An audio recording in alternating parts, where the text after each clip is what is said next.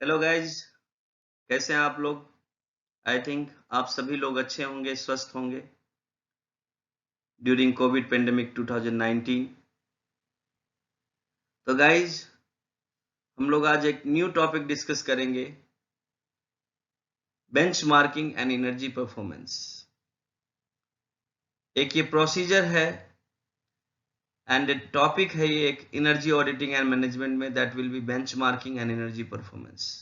तो बेंचमार्किंग क्या होता है और एनर्जी परफॉर्मेंस क्या होता है, इसके बारे में हम लोग डिस्कस करेंगे इस लेक्चर में।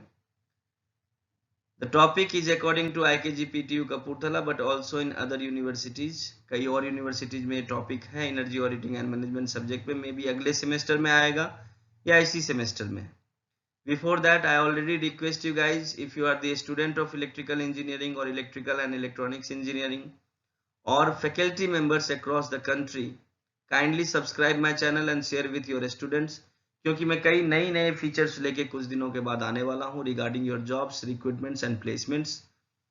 चाहे गवर्नमेंट सेक्टर हो, प्राइवेट सेक्टर हो, आपको सारी इन्फॉर्मेशन यहाँ पे मिलेगी और सारे अपडेटेड लेक्चर्स आपको यहाँ पे अवेलेबल होंगे। तो गाइज, मैंने पहले ही कहा आप लोगों को कि आप लोग जो है डिटेल नॉलेज के लिए हर एक सब्जेक्ट का कम से कम एक रेफरेंस बुक तो परचेज करिए और अपने पास रखिए, क्योंकि without reading the reference book you didn't get the proper and exact technical knowledge of this particular topic. So guys, अब हम लोग स्टार्ट करते हैं। तो पहला जो हम लोग का हेडिंग है, that will be the benchmarking. तो पहले हम लोग बेंचमार्किंग को डिस्कस करेंगे। Benchmarking of energy consumptions internally and externally are two powerful tools for performance assessment and logical evaluation of avenues for improvement। means अगर हमें improve करना है उस सिस्टम को, तो we have a create a benchmark। दो type के benchmark होंगे, first one is internal benchmark and second one is external benchmark. Internally हम लोग कुछ बेंचमार्क जनरेट करेंगे ड्यूरिंग ऑडिट, और कुछ एक्सटर्नली ऑलरेडी बेंचमार्किंग की हुई है उसको रेफरेंस में लेके अपने सिस्टम को हम लोग इंप्रूव करेंगे, एनर्जी एफिशिएंट करेंगे। देन सेकेंड जो हेडिंग कहता है वो आपका कहता है trend analysis of energy consumption, cost, relevant production features, specific energy consumption, help to understand effect of capacity utilization on energy use efficiency and cost on a broader scale। Means जब हम लोग benchmarking के through सारा study करते हैं, energy consumption कितना है, cost, relevant production feature, ये सारी चीजों के साथ जो हमारा है ये हेल्प करता है हमें अंडरस्टैंड इफेक्ट ऑफ जो हमारे पास अवेलेबल कैपेसिटी है उसके यूटिलाइजेशन में। External benchmarking relates to inter-unit comparison across a group of similar units। Means हम लोग एक comparison करते हैं inter units के साथ और उसके साथ अलग अलग units के साथ। Few comparative factors which need to be looked into while benchmarking externally। कुछ parameters है हमारा जो हम लोग externally benchmarking करने से पहले देखते हैं कि क्या ये चीज है हमारे पास available या नहीं है। So first one is scale of operation। It means एक हमारे पास प्रॉपर स्केल होना चाहिए। दूसरा है vintage of technology, technology features सारे हमारे पास अवेलेबल है कि नहीं। तीसरा raw material specification and quality, जो हम लोग रॉ मटेरियल यूज कर रहे हैं उसकी क्या स्पेसिफिकेशन है, उसकी क्या क्वालिटी है। And third one is product specification and quality, जो हमारा आउटपुट प्रोडक्ट आ रहा है उसकी क्या स्पेसिफिकेशन है और उसकी क्या क्वालिटी है, उसको भी हम लोग देखते हैं। तो अब जो बेंचमार्किंग एनर्जी है, एनर्जी की जो हम लोग बेंचमार्किंग करते हैं परफॉर्मेंस, वो हमें क्या क्या चीज परमिट्स करता है वो हम लोग इस स्लाइड्स में देखेंगे। तो पहला है quantification of fixed and variable energy consumption trend production levels. Means जो आपका क्वांटिफिकेशन है of fixed and variable energy, दो टाइप की एनर्जी हम लोग यूज करते हैं, एक फिक्स्ड जो हमें लेना ही लेना है और दूसरा variable as per as our peak load हम लोग लेते हैं। उसका जो कंजम्पशन ट्रेंड है उसके बीच में, प्रोडक्शन लेवल के बीच में हमें एक ये पर्टिकुलर बना के डिटेल देता है बेंचमार्क। दूसरा है comparison of the industry energy performance with respect to various production level capacity utilisation. Means जो अलग अलग प्रोडक्शन है हमारा, अलग अलग चीजें हैं, उसके बीच में हमें ये कंपैरिजन एक प्रोवाइड कराता है एनर्जी परफॉर्मेंस में, किसके रेस्पेक्ट में, कैपेसिटी यूटिलाइजेशन के respect. Identification of best practices. अब सीधी सी बात है कि एक बेस्ट प्रैक्टिस हमें पता चल पाता है based on the external benchmarking data, कि हम लोग ये चीज इसके थ्रू हम लोग जा सकते हैं बेंचमार्किंग के लिए और अपने एनर्जी को इंप्रूव करने के लिए, एनर्जी एफिशिएंसी को इंप्रूव करने। Third one is scope and margin available for energy consumption and cost reduction. एक हमें ये स्कोप प्रोवाइड कराता है जिसके थ्रू हम लोग जो मार्जिन है वो अवेलेबल हो जाता है हमारे पास और कंजम्पशन एंड कॉस्ट का जो है वो रिडक्शन हो जाता है। Basis for monitoring and target setting exercise, means एक बेसिस हमें देता है ये मॉनिटरिंग के लिए और टारगेट सेटिंग एक्सरसाइज प्रोवाइड कराता है बेंचमार्किंग। तो इन सब चार चीजों के लिए हमें कौन परमिट करता है? बेंचमार्किंग करता है। एनर्जी बेंचमार्किंग एनर्जी परफॉर्मेंस जो है ये हमें परमिट करता है इन सब चीजों की, कि हम लोग ये सारी चीजें कर सकते हैं और इसके थ्रू हमें ये सारी चीजें अवेलेबल हो जाती है। उसके बाद नेक्स्ट है आपका the benchmarking parameters can be. तो फर्स्ट है आपका ग्रॉस प्रोडक्शन रिलेटेड। अलग अलग आप देखेंगे इक्विपमेंट ऑब्लिक यूटिलिटी रिलेटेड। तो अगर मैं सीमेंट फैक्ट्री की बात करूं तो पहला क्या कहता है? KWH by metric ton clinker और सीमेंट प्रोड्यूस्ड। मीन्स इसमें एक पैरामीटर हमने लिया हुआ है, बेंचमार्किंग की हुई है, and the benchmarking level is kilowatt hour per metric ton. मतलब जो हमारा 1 मीट्रिक टन हम लोग सीमेंट यूज कर रहे हैं, प्रोड्यूस्ड कर रहे हैं, उसमें हमारा कितना किलोवाट आवर, कितनी यूनिट हमारी कंज्यूम हो रही है। दूसरा है किलोवाट आवर पर KG yarn produce. Textile industry में देखेंगे, टेक्सटाइल इंडस्ट्री का बेंचमार्किंग क्या है? KWH मींस यूनिट पर केजी, जो हम लोग यार्न, जो कपड़ा हम लोग बना रहे हैं। उसी तरह से KWH पर मीट्रिक टन या किलो कैलोरी पर KG paper produced. Paper plant में हम लोग ये देखते हैं कि हमारा मीट्रिक टन कितना हो गया या अगर हमारा किलो कैलोरी कितना कंज्यूम हो रहा है पर मीट्रिक टन या पर केजी पेपर के केस में, in the case of paper industry. अब मैं किलो कैलोरी पर किलोवाट आवर प्रोड्यूस्ड, ये हम लोग किस में देखेंगे? हीट में देखेंगे, rate of a power plant. अब heat rate of a power plant, जब पावर प्लांट है उसमें देखेंगे हम लोग कि हमें 1 यूनिट जनरेट करने में कितना किलो कैलोरी कंज्यूम करना पड़ रहा है उस पर्टिकुलर बॉयलर को रन करने। तो आप देखिए कभी कभी आप ये देखेंगे कि यहाँ पे देखिए यूनिट KWH डिपेंड इस तरफ है और यहाँ पे ये इस तरफ आ गया, क्योंकि यहाँ पे प्रोडक्शन जो है वो हो रहा है मीट्रिक टन में और कंजम्पशन किस में हो रहा है? किलोवाट आवर में। यहाँ पे प्रोडक्शन क्या हो रहा है? किलोवाट आवर, और कंजम्पशन किस में है? किलो कैलोरी में। तो इसी को कहते हैं, इसीलिए बेंचमार्किंग जो है आपका यूनिट जो है वो डिफाइन करना जरूरी है। Similarly millions kilo calories per metric ton area urea और अमोनिया फर्टिलाइजर प्लांट में हम लोग देखते हैं। उसके बाद आपका है kilowatt hour per metric ton of liquid metal out in a foundry. मान लो कोई फाउंड्री हम लोग कर रहे हैं जहां मोल्डिंग हो रहा है, वहां पे हम लोग देखते हैं। दूसरा है इक्विपमेंट यूटिलिटी रिलेटेड। ये तो हो गया आपका ग्रॉस प्रोडक्शन रिलेटेड, जो प्रोडक्शन में हम लोग यूज करते हैं। उसमें प्रोडक्शन में हम लोग कौन कौन से यूनिट बेंचमार्किंग डिफाइन करते हैं, वो ये था, ये सारे पार्ट्स थे। मैंने कुछ एग्जांपल्स आपको बताए।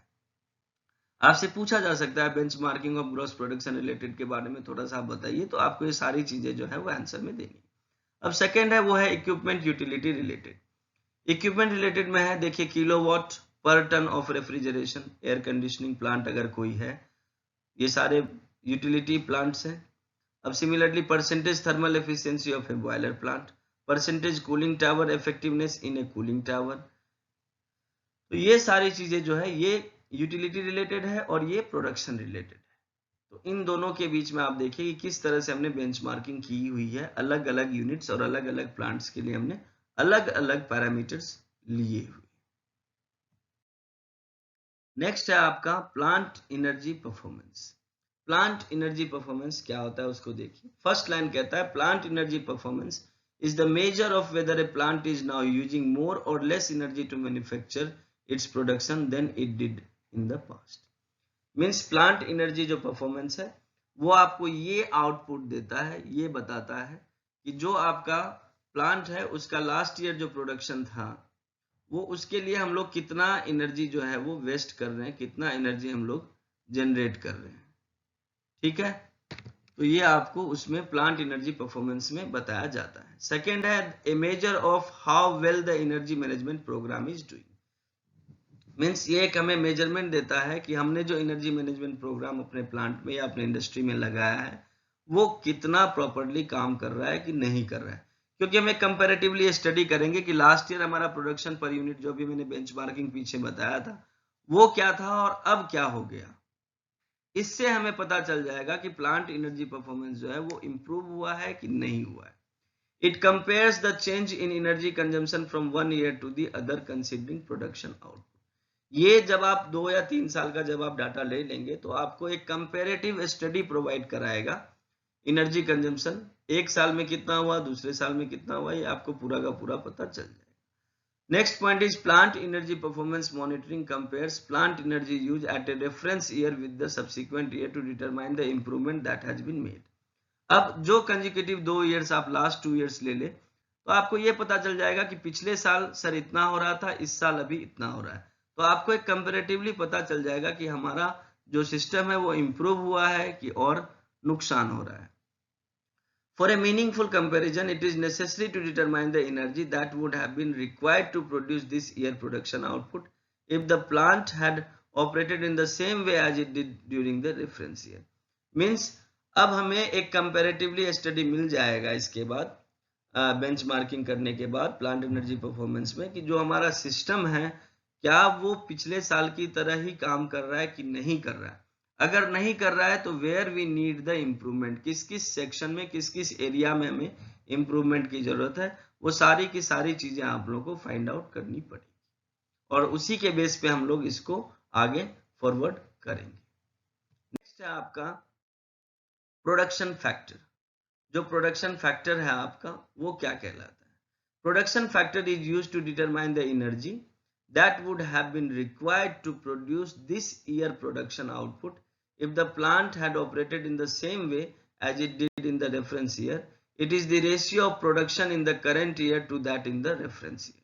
Means production factor क्या होता है? एक रेशियो है जो हमारा करंट ईयर में प्रोडक्शन हो रहा है और जो हमारा प्रीवियस ईयर में प्रोडक्शन हुआ, रेफरेंस जिस ईयर को मैंने लिया हुआ है। जरूरी नहीं है कि प्रीवियस ईयर ही हो, मैं एक बेंचमार्किंग मैंने डिसाइड कर दी कि ये साल जो है ये साल मेरा एक रेफरेंस ईयर है, इस साल में मैंने इतना पर यूनिट कंज्यूम किया इस चीज को प्रोडक्ट बनाने में। तो जो प्रोडक्शन फैक्टर है ये डिपेंड करेगा कि वो यूनिटी से ज्यादा हो रहा है कि यूनिटी से कम हो रहा है। If less than unity production factor हो रहा है तो ऑब्वियस सी बात है कि हमारा सिस्टम में इंप्रूवमेंट की जरूरत है and we need to go for the further energy auditing, या जो भी चीज कराना है हम लोग करा के उस सिस्टम को एनर्जी एफिशिएंट बनाने की कोशिश करेंगे। देन है आपका reference year equivalent energy use. The reference year energy use that would have been used to produce the current year production output may be called the reference year energy use equivalent or reference year equivalent for short. The reference year equivalent is obtained by multiplying the reference year energy used by the production factor. अब आपको अगर production factor पता है तो आप reference year equivalent energy निकाल सकते हैं। कैसे निकाल सकते हैं? आप क्या करेंगे, मल्टीप्लाई कर देंगे रेफरेंस ईयर एनर्जी यूज को बाय प्रोडक्शन फैक्टर से, तो आपका रेफरेंस ईयर इक्विवेलेंट एनर्जी जो जितना टोटल है वो आपको मिल जाएगा। तो ये जो सारी चीजें हम लोग देख रहे थे ये एक टॉपिक था हमारा एनर्जी ऑडिट एंड मैनेजमेंट में, that is called benchmarking. Benchmarking क्या होता है वो आप लोगों ने समझ लिया, एनर्जी परफॉर्मेंस क्या है वो आप लोगों ने समझ लिया। आपको जितनी सारी चीजें मैंने इसमें बताई हुई है आप उसका एक नोट बना लीजिए और that note will be helpful to written in the answer. आपसे 2 नंबर के क्वेश्चन में पूछा जा सकता है define production factor, define reference year energy use, what is benchmarking आपका 4 नंबर में पूछ सकता है कि explain the benchmarking in during the energy audit, या जो भी सारा चीज होता है। तो बेंचमार्किंग क्या है? बेंचमार्किंग एक तरह से आप ये समझ लीजिए कि बेंचमार्किंग आपको एक पर्टिकुलर पॉइंट डिफाइन कर दिया गया है कि दिस इज द पॉइंट। अब इस पॉइंट से आपको इंप्रूव ही करना है, डिक्रीज नहीं होना है। अगर आप इंप्रूव कर रहे हैं बाय अप्लाइंग एनर्जी ऑडिट जो भी सारा चीज हो रहा है, अगर आपका ये जो बेंचमार्किंग है जो आपका मैंने प्रोडक्शन फैक्टर बताया, अगर ये इंप्रूव नहीं हो रहा है या प्लांट एनर्जी परफॉर्मेंस जो है पीईपी अगर वो हमारा इंप्रूव नहीं हो रहा है, then we will go for the energy audit और एनर्जी मैनेजमेंट। अगर हमारा प्रोडक्शन फैक्टर लेस देन 1 है तो हमें क्या करना पड़ेगा, हमें उसको इंप्रूव करने के लिए एनर्जी ऑडिट करानी पड़ेगी।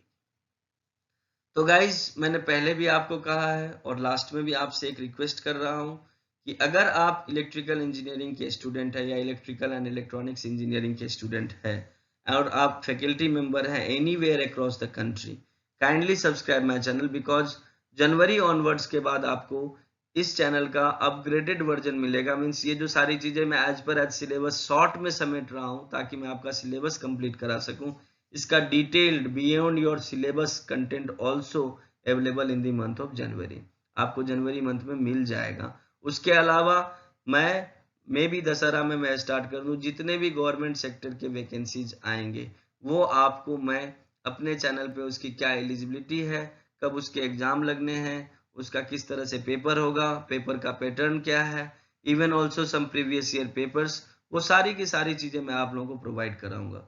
So guys kindly subscribe my channel and share with your friends if you are the student or faculty member of electrical engineering as well as electrical and electronics engineering. So guys, lastly, wish you all the best and thank you.